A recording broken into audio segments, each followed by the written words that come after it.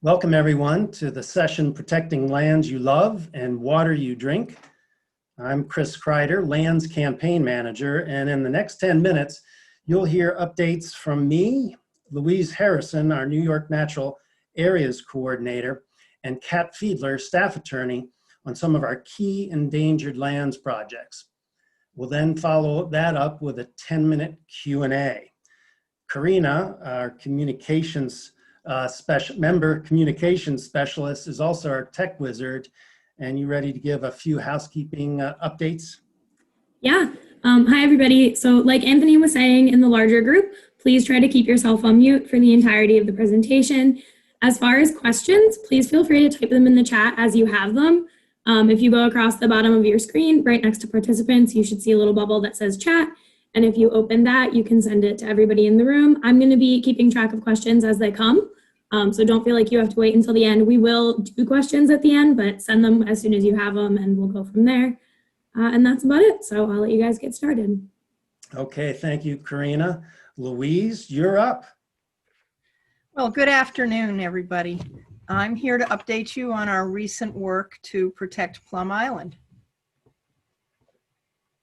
Just off the eastern tip of Long Island's North Fork, as you may know, Plum Island harbors an amazingly rich array of sensitive, biological, historical, and cultural resources. And the island currently provides many high-quality jobs at the Plum Island Animal Research Center. So what's the issue? In 2008, Congress set the stage for Plum Island to be sold to the highest bidder. The government is moving the animal lab and wants proceeds from selling the island to go to the Department of Homeland Security's budget. Ironically, that agency already has built the new lab in Kansas. Our coalition went to Washington in 2017 and 2018 to ask for a repeal of that problem legislation. We were challenged to come up with a better plan for the island's future. So, Save the Sound and the Nature Conservancy hired a consulting firm that knows all about transferring federal lands into conservation status. We called our joint effort Envision Plum Island. With Marstel Day's help, we held 3 regional workshops to learn about people's vision for Plum Island and spoke to many, many others. We found a great deal of similar thinking. Our Envision Plum Island report and a brochure with our results are available on the Preserve Plum Island website. You will get the link to this website in chat below if you want to save it. Our regional vision is for New York to create Plum Island Preserve by 2023. This map shows the area for a new research enterprise at the West End, as well as areas for limited public access and other areas for ecological, archaeological, and historical research and preservation activities. These are fully described in the online report. We prepared the report primarily for Congress and New York State, but of course also for the Preserve Plum Island Coalition and all of Plum Island's fans like yourselves. Creating Plum Island Preserve can be accomplished. We know it has broad support. We need Congress and New York State to make it happen. First, we need Congress to do the right thing. Second, we need to convince New York that it can be done and it's economically feasible. Plum Island Preserve will preserve the island's ecological resources, its history, our shared cultural heritage, and jobs. We see Plum Island as an opportunity zone, and the Long Island business community agrees. They see it as part of a research corridor stretching all the way to Manhattan. We hope you'll check out the Preserve Plum Island report, the Envision Plum Island report, that is, and more at preserveplumisland.org. And keep an eye out for a new video that will be released soon that will promote this report. So thanks for listening. Thank you, Louise. So I'm up. The Oswegatchie Hills comprise an undeveloped coastal forest located in southeastern Connecticut on the tidal Niantic River that flows directly into Long Island Sound. Unfortunately, 1/3 or 236 acres of this forest are at risk of being lost forever to high density development. That's where Save the Sound enters. We are bringing our legal expertise and coalition building skills to assist local organizations to preserve the 236 acres as an extension to the existing Oswegatchie Hills Nature Preserve. Next slide. The hills rise sharply from the Niantic River behind these kayakers. Next slide. And the hills have so many beautiful trails. Next slide. You can see spectacular rock formations and a place called the Lunar Landscape. Next slide. The hills are a rugged forest that provides a home for many native plants and animals. Next slide. In the foreground on this side and in the previous slide is a pitch pine, you'll notice, growing through a fissure in the rock. The hills host one of the few remaining stands of pitch pine and scrub oaks in Connecticut. Next slide. Its coastal location provides a refueling stop for migrating birds, and here you see one of its year-round denizens. The developer, Landmark Development, seeks to construct 840 units of housing and 36 acres of pavement and hard surfaces. It's almost too much to think about. Not only would wildlife be harmed, but stormwater runoff carrying pollutants would threaten water quality on the land as well as the Niantic River below. Next slide. Two local environmental grassroots organizations, the Friends of Oswegatchie Hills Nature Preserve and Save the River, Save the Hills, formed over 15 years ago when the current owner first proposed development. Here's Mike Dunn and Fred Grimsey of the two organizations. These two organizations are highly effective, extremely effective at what they do. Next slide. Save the Sound joined the battle in 2015 and is now leading the legal effort of the three organizations. Roger Reynolds is our lead attorney, and Suzanne Thompson is our coalition and outreach coordinator. Over the past 5 years, Save the Sound led the formation of the Save Oswegatchie Hills Coalition and intervened in East Lyme Zoning Commission proceedings. We filed a brief and appeared in court arguing the developer should not be granted a large portion of the town's extremely constrained sewer capacity. And just last week, we opposed the developer's attempt to create new zoning regulations that would benefit themselves by delaying the developer's requirement to complete certain environmental reviews. Next slide. Here is a map of the remaining 236 acres in orange, and in green, the 457 acres that are already preserved. But we need to protect these 236 acres. We are making progress, but this battle is a tough and long one, and it is certainly not over. The coalition and Save the Sound are in it for the long haul, and we are grateful for your support. Next up is Catherine Fiedler. Kat, take it away. Thanks, Chris. Thanks, Louise. My name is Kat Fiedler. I'm an attorney with Save the Sound, and I'm going to talk to you briefly about our open space conservation work involving drinking water lands. Water Company land in Connecticut offers unique opportunities because of the system of drinking water supply in the state. Many drinking water sources are relatively small surface water sources that are spread throughout the state, as you can see on this map. Water companies own open space land surrounding these sources in order to protect water quality. This saves them money and treatment costs. It also makes water companies really incredible conservation allies because it makes business sense for them to own and protect open space land. And collectively, water companies are the second largest owner of open space land in Connecticut. Under state law, this land is subject to restrictions in use and how and to whom the land is sold. The strongest protections apply closest to a water supply within the drinking water supply watershed. But at the end of the day, this open space land is a business asset. So there might be a time when a water company might choose to sell the land, especially when it is not necessary to protect a water supply. And that's where Save the Sound comes in. We want to make sure if a water company sells the land that it remains conserved in perpetuity. So 15 years ago, our legislative team helped draft and pass laws to do just that. These laws include procedures that give conservation buyers a competitive advantage over developers. The laws also set forth economic incentives to make sure that that land is sold at a bargain rate or it's donated to conservation buyers, and that the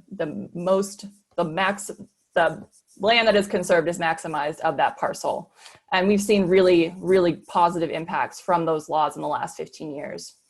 We've made sure that these laws are applied consistently and the economic incentives are taken full advantage of. We also look for more opportunities to strengthen these processes and these laws.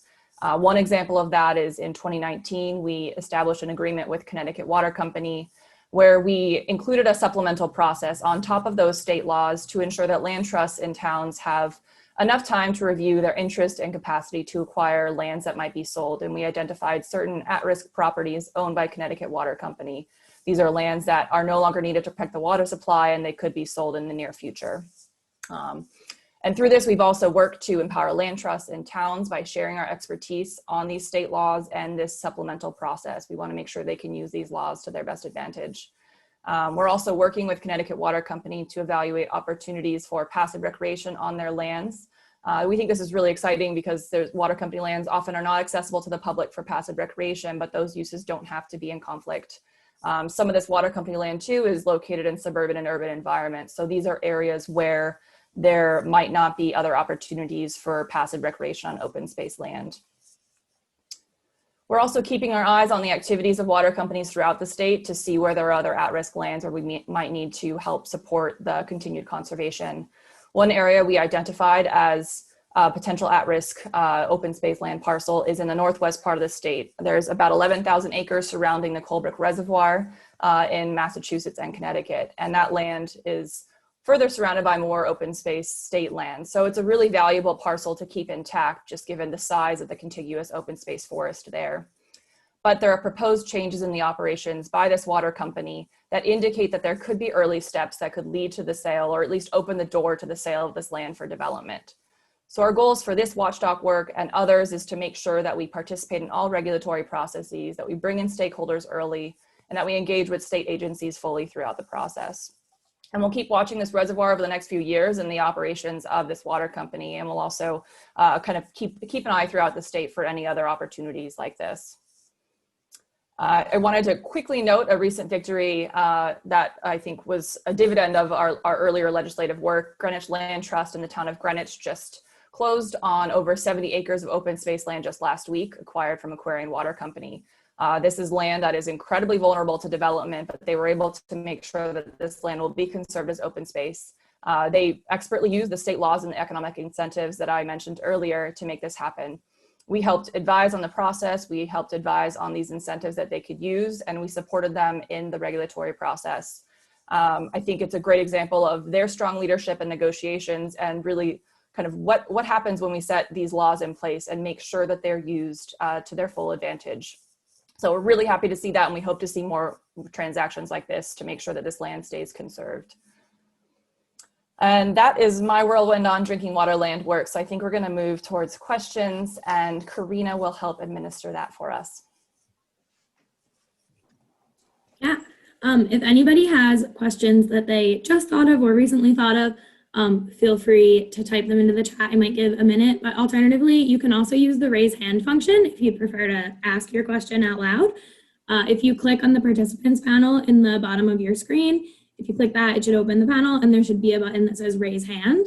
So if you prefer to speak your question out loud, you can do that and I can unmute you. So I'll give just a second to get all the questions in, and then we will start with the first couple. All right, Todd Court, oh, you unmuted yourself. So go ahead and ask your question. Yeah. Sorry, yeah, I went ahead and do it. Mm-hmm. I was curious, I think this is for Kat. So when a property comes up for sale, and there's these competitive mechanisms that are built into the law, where does the financing typically come from to purchase the assets? Sure. Well, there are grants administered by the state. There's the Open Space Watershed Acquisition Grant. I'm probably getting that name wrong, but that's a grant available to the state. It's also available to towns. Sorry, it's issued by the state, available to towns and the land trust, and they can use that to acquire land. I think Greenwich Land Trust did some fundraising for that land. Greenwich Land Trust and the town of Greenwich both split the cost of the parcel that they just purchased. The economic incentives are a really key component to help with funding. So water companies can receive tax credits that actually can be used in 25 years into the future, which is a pretty long period of time relative to other tax credits. So that helps bring the cost down.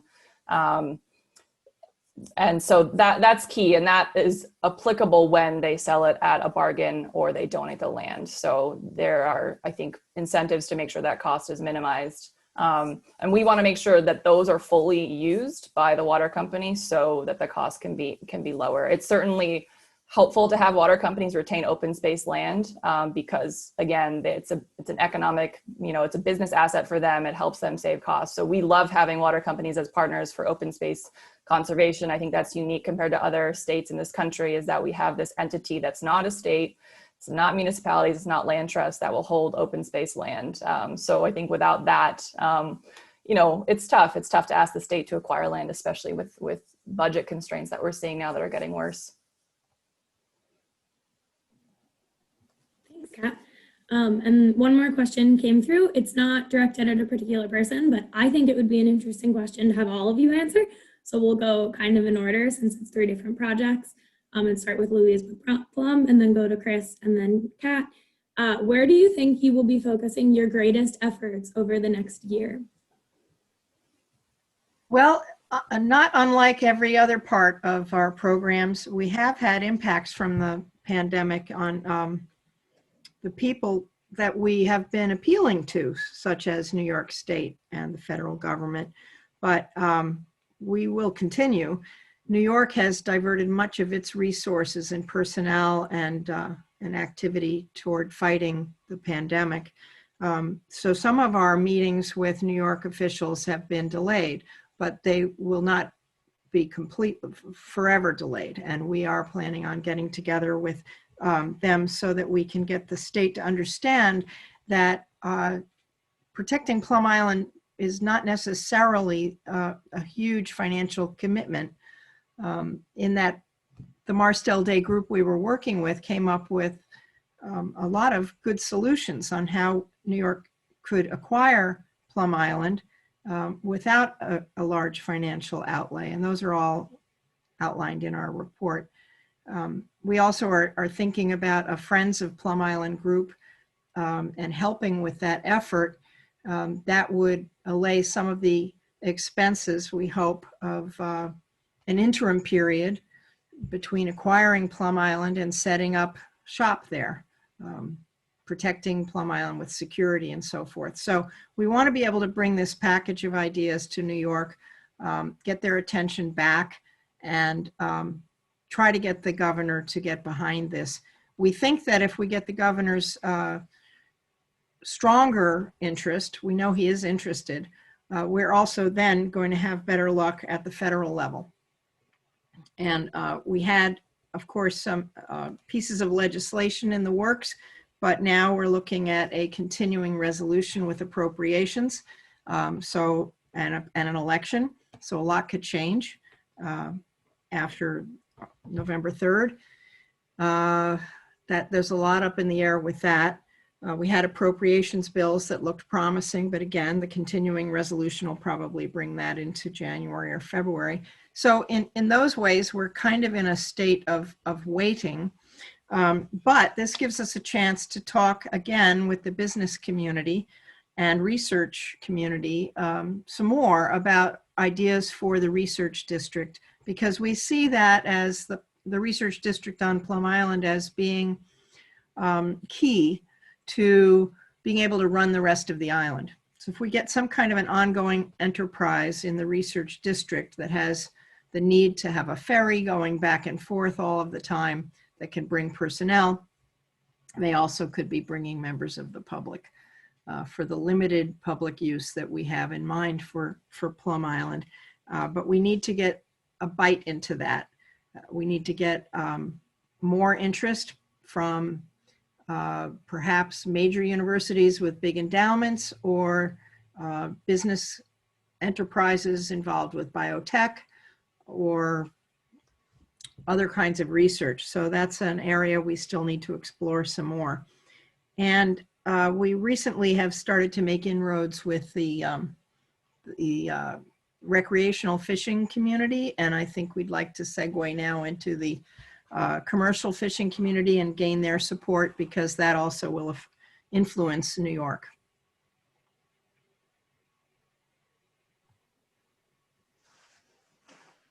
Okay, I guess it's my turn. And feel free to join me, Suzanne, on this about Oswegatchie. Oswegatchie is a long battle. It's been going on for over 15 years, and we entered it 5 years ago. And all of our activities, our legal work and coalition building work are hopefully going to get the developer to a place where he'll finally reasonably negotiate. I think it's fair to say that he is a tough-minded developer and is somewhat intractable at times. But at some point, I think the tide will turn in our favor. It just takes a long time to battle these types of battles. So at some point, he has to produce his final site plan, which would have to go in front of the Wetlands Commission. And that's where we believe we would really have our ability to make major advances. Let me chime in there, Chris. I think one of the things that's been really significant about this effort, it does feel like we're watching paint dry many times, but the ability that this coalition model with having I happen to be a board member of one of the local grassroots organizations, Save the River, Save the Hills, but then I also am contracted as the Save Oswegatchie Hills Outreach Coordinator with Save the Sound, because I live in the backyard of the Oswegatchie Hills. And that is a very effective model that I think that I commend Save the Sound for doing that, because it has added such legal expertise for us. Otherwise, we as a local group were paying commercial lawyers, and things would happen, and then nothing would happen for a year and a half. So you can imagine the lack of continuity, or maybe the files were misplaced, or the lawyers aged out. And so the situation with Save the Sound, we laughingly point out that there are always more legal fellows coming along, and they're the young ones that keep coming. So that has given such hope and inspiration to our own little local organizations in southeastern Connecticut. And like a lot of the rest of Connecticut, we're all getting older too. So it's hard to keep our membership, well, they're engaged, but their knees are stiff, so we don't do as much physical activity sometimes as we used to. But I commend Save the Sound for having the foresight to say, yes, let's duplicate what we've done with the coalition in Old Saybrook, and then as well with Preserve Plum Island. I feel like we are in very good company, and it so happens that Save the River, Save the Hills is in the Unified Water Study as well. We were trying to test the water in Niantic Bay and River ourselves, and it was much better for us to get folded into this larger program. So keep it up. Thanks. So I think the intensity of work on Oswegatchie at some point here, not in the too distant future, will significantly increase. And ultimately, there most likely will have to be a town bonding campaign, and that will require more work too. Kat. Yeah, so I think in our next year for drinking water land work, I think what's great is that the ball's in motion in terms of those state laws we help pass. I think what we do is we have a toolkit that we've developed, and I think we've gotten a lot of resources developed over the past year that can be shared with land trusts in particular. That's really the entities that we are working with most closely to make sure they know how to use the process. The regulatory process for land sales of water company land is complicated, and most land trusts have never come across the process or the state laws protecting drinking water land. So we have tools that we've developed, memos that are written and kind of ready to go to be shared in a number of circumstances that we'll keep rolling out as these water company lands go up for sale. One process that's underway is a result of the Connecticut Water Company agreement. There's a process that's about a 3-year process for land trusts and towns that are engaged now, and they're going to follow through with different steps in terms of evaluating their interest in certain parcels. So we know who's in play for that process, and we're in touch with them consistently to make sure they have all the tools they need. One area where we're seeing a lot of movement is in Naugatuck. The town of Naugatuck's interested in purchasing a few parcels, and the land trust is also interested as kind of a backstop there. And that's also where we're seeing potential for recreation to be opened up on water company land. So that could be a focus of ours next year. It's really an advising role though, which I think is a really great role for us to be in. We have the resources and the expertise, and Kurt has been in this game since the beginning on these issues. So we can come in and assist, and having the tools develop is also great. Hopefully, MDC Colebrook Reservoir is one that we're watching. Their water supply plan is up for renewal at the end of this year. So we're going to push for a public process on that. By law, there's no public process, but we have a relationship with the Department of Public Health, and we're able to push for some public process to participate and to make sure that everyone involved can speak up about the future of those water sources and then the land as well. So we'll be watching that also. That should be happening near the end of this year, early next year. And that's going to be a big lift for our team. And Kat, while you just finished talking, we had one more question for you. How much water company land is sold every year? Is there a figure for that? So it doesn't happen that often. We usually have maybe 1 to 3 transactions a year on water company land. That's usually because, water companies mostly hold land that is indeed protecting the water supply source. What they do often though is they start to carve out that land that's on the edge of their larger parcels. So they'll have an open space property that is in the watershed mostly, but then when they purchase that land, there's of course acreage on the edges that we don't want to get chewed up and start to be developed. That's of course how we start to lose the last remaining bits of open space land that we have. So we'll see land sales usually that are those edge parcels that start to get gobbled up, and that's where we'll see maybe 1 to 3 per year. It's not that often, which is again why most towns and most land trusts have no clue as to how these processes work, which is why I think our kind of mainstay expertise is so important. And then one more question for Louise on Plum Island. Now that we have this Envision report and this kind of like plan that Congress asked us for, what is the largest obstacle that we're facing in terms of getting the island protected through legislation in Congress?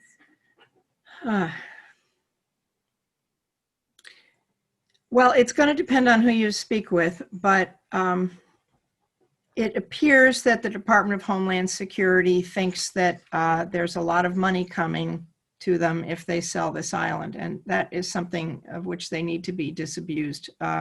We have appraisals for the island now that are much lower than what we think the federal government thought they were going to get by selling Plum Island.